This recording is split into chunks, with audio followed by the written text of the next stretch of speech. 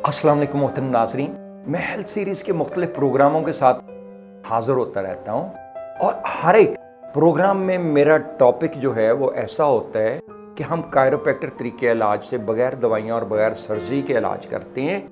और यकीनन ये बात आपके लिए काबिल इत्मीनान होगी कि बग़ैर दवाइयाँ और बग़ैर सर्जरी के इनके कोई साइड इफ़ेक्ट्स नहीं होते, जबकि हर एक मेडिसिन के साइड इफ़ेक्ट्स होते हैं और सर्जरी के भी साइड इफ़ेक्ट्स। हमारा आज का मौजू फ्रोज़न शोल्डर है। फ्रोज़न शोल्डर में आपकी जो मूवमेंट है गर्दन की और बाजू की महदूद हो जाती है। गर्दन और बाजू पूरी तरह काम नहीं करते। आप बाजू उठाएंगे तो वो एक लिमिट तक जाके रुक जाएगा, आपको पेन आने लगेगी, बाजू में मुख्तलिफ जगह पे पेन आने लगेगी। क्यों? उसके पहले कॉजेज़ में जाते हैं और फिर उसके ट्रीटमेंट आपको दिखाएंगे।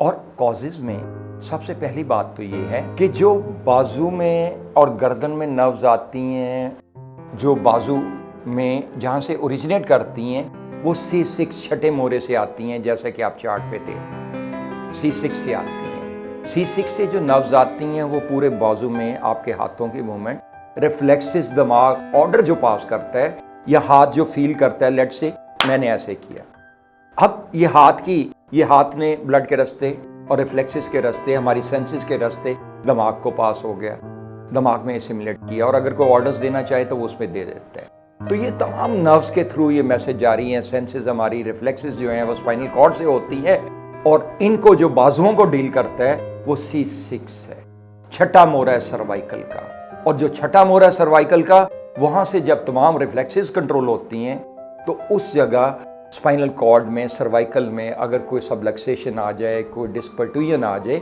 क्योंकि हर दो वर्टेब्रस के दरमियान डिस्क होती है, जैसा कि as you can see on the chart. और उसमें सबलक्सेशन क्यों आती है? वही 7 चीजें जिनसे हड्डियां बनी हैं उनमें कमजोरी और रिएक्शन नहीं हो पाता कुछ चीजों की शॉर्टेज से।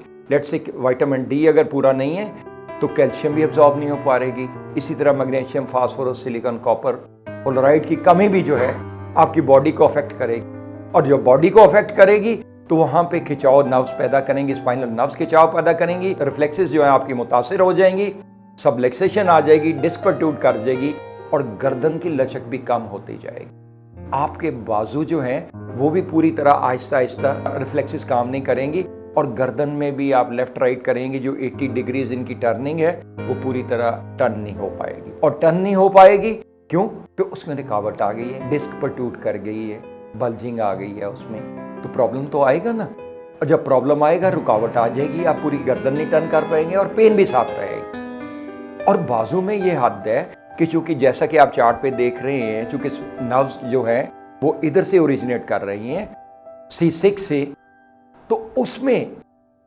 कुछ मूवमेंट जो 180 डिग्री, ये बाजू आप आगे पीछे ऐसे दाएं बाएं ऐसे जो हरकत करते हैं, इसमें से कुछ हिस्सा हमारे इस जॉइंट से होता है 120 डिग्री, जैसा कि आप चार्ट पे देख रहे हैं। 120 डिग्री की मूवमेंट यहां से है और 60 डिग्री की मूवमेंट पीछे स्कैपुला से है, आपके शोल्डर ब्लेड जो है उसके अंदर से है।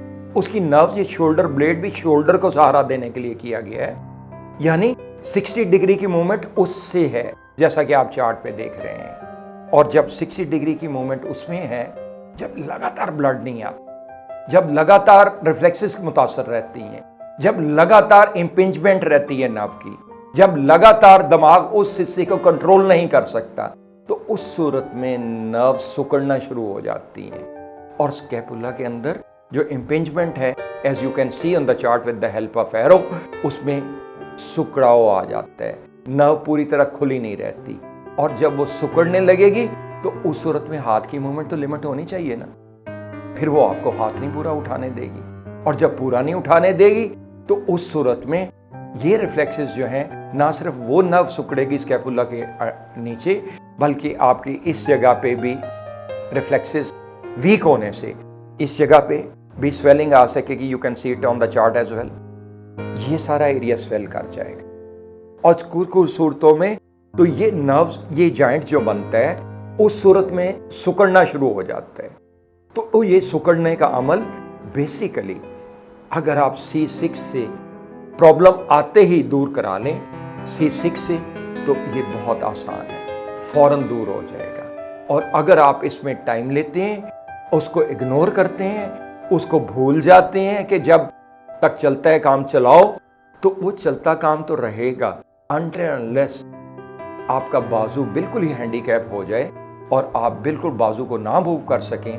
तो फिर अगर आप डॉक्टर के पास जाएंगे तो उस सूरत में it will take more time for the cure, but cure will be there इंशाल्लाह। तो फ्रोजन शोल्डर में आपका ना हाथ पीछे जाता है, as you can see on the chart, यहाँ भी स्वेलिंग आ जाती है, यहाँ भी स्वेलिंग आ जाती है, कुछ सूरतों में यहाँ भी नाव आ जाती हैं। और मेरे पास ऐसे भी पेशेंट आते हैं जो बिल्कुल हाथ काम ही नहीं करता उनका।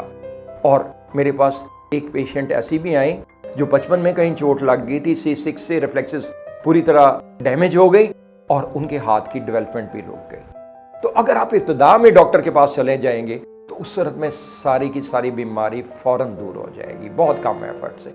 और अगर आप टाइम लेके जाते हैं, बहुत इग्नोर करने के बाद जाते हैं, अपना काम काज चलते रहने तक का इंतज़ार करते हैं, उस वक्त तक इग्नोर करते हैं जब तक आपको ये काम काज से रोक नहीं देता।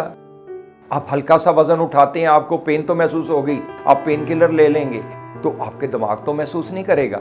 लेकिन अगर आप प्रोलॉन्ग करेंगे इसे इग्नोर करने को, तो then it takes more effort, then it takes more time, then it takes more sessions. तो इसको इब्तिदा में ही दूर करा लीजिए, it will be better for you.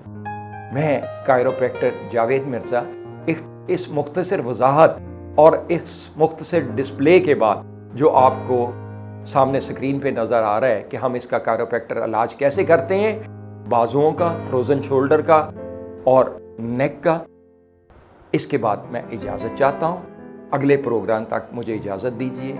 अल्लाह आपका और आपकी फैमिली का निगहबान हो और आपको मुकम्मल सेहत अता करे। आमीन। अल्लाह हाफ़िज़।